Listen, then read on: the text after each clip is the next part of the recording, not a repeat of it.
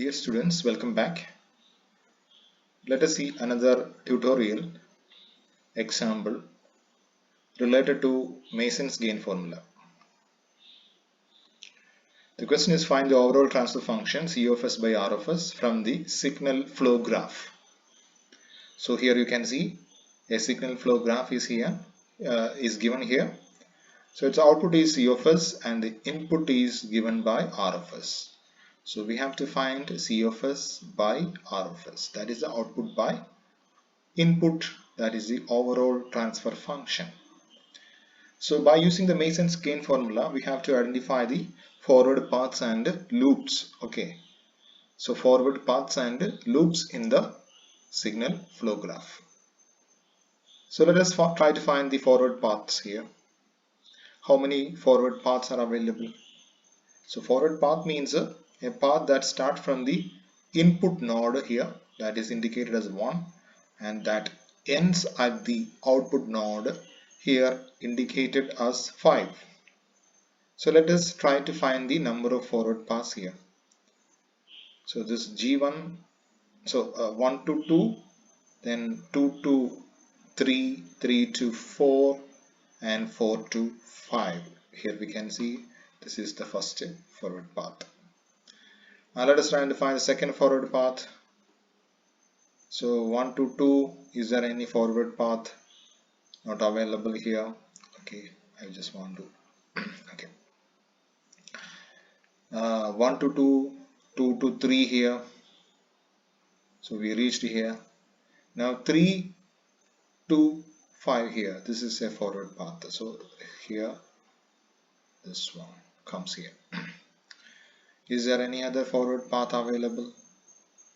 So there is no other forward path available here. So let us move forward. So there are two forward paths here. So this is the first one and the second one. So we have to identify the forward paths and we have to find the gains of the forward path. So first forward path gain is G1, G2, G3, G4. Second one is G1, G2, G6. Now we have to identify the loops here. How many loops are here? So here we can see this loop, first loop here. Second loop is something like this. You can see it's come here. So from just a minute. Okay, sorry. Second loop. You have to find the second loop here. So a loop available here. This is the second loop. Third loop. You can see here one comes here, then goes in this direction and comes back here. So this is our third loop. What is the next loop?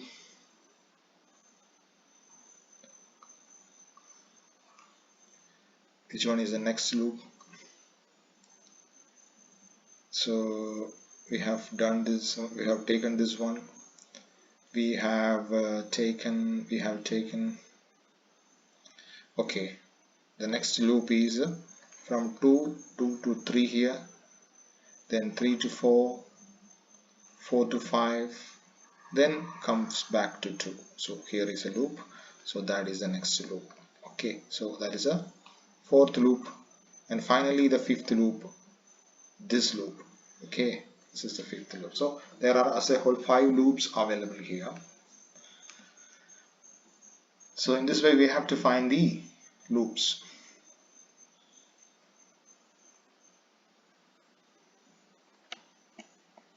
So those loops are here identified. So we have to find the individual loop gains. So in the case of first loop, you can see here the first loop, it is taken here G2, G3 and minus H1. This is the first loop. So minus G2, G3, H1, so that is P11. The second loop P21, that is G2 minus H2. P31, G2, G6, let's see G2, G6 minus H3. then G2, G3, G4, H3, next one. Last one is G5, P5 one is G5. So in this way we have identified the 5 loops. Then we have to go for we have to find the non-touching loops. For this question, there are 2 non-touching loops. The non-touching loops are, you can see here, this one. So 2 to 3 and then goes back to 2.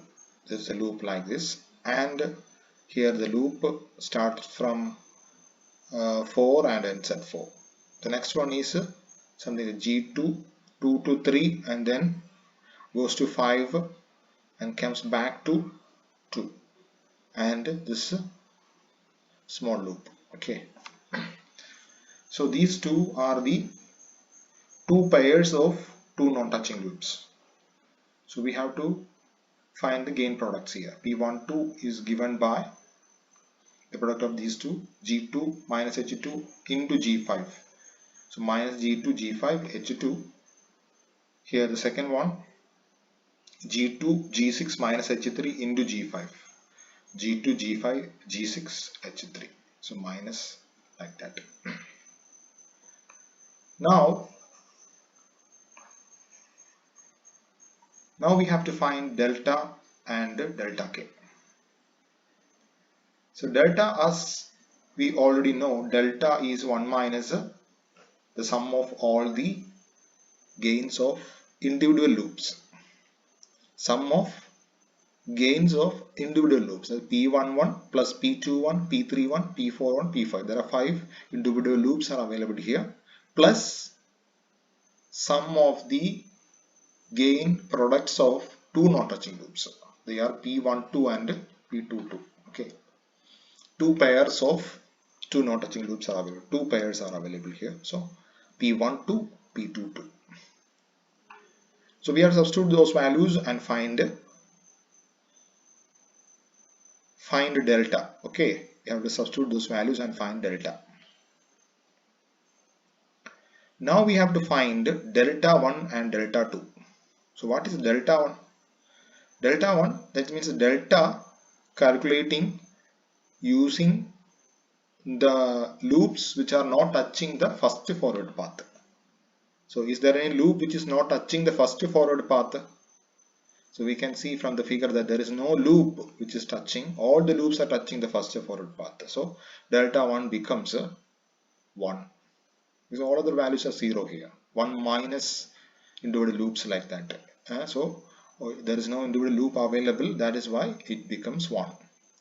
Now in the case of second delta 2, we have to think about the second forward path. Okay. So in the case of second forward path, is there any loop which is not touching the second forward path? So from the figure we can see only one loop that is not touching the second forward path. Can we identify it? Yes, of course we can identify it in this way. So we can see here the second forward path is this one. So here that goes here. So sorry. You can see something goes here and we can see it turns in this way. So this is the second forward path. So this loop, so we have marked it as, I think, P51. Okay, that only one loop is now touching the second forward path. So by using that loop we have to find the delta. So that is delta 2. So 1 minus P5, that is G5, 1 minus G5. Okay, that is delta 2. Now, thus we obtained all the values. Now we can substitute those values in the equation. That means those values in the Mason's gain formula. P1 delta 1, P1 is the gain of the first forward path, delta 1. Here we obtained as 1. P2 delta 2, so gain of the second forward path, delta 2 is 1 minus G5, that has been substituted here, divided by delta. So delta, from this equation here we have to find delta. So to simplify it and to find delta. So the delta is to be put in the denominator. Thus we obtained the overall transfer function in the second of this signal flow graph. Thank you for listening.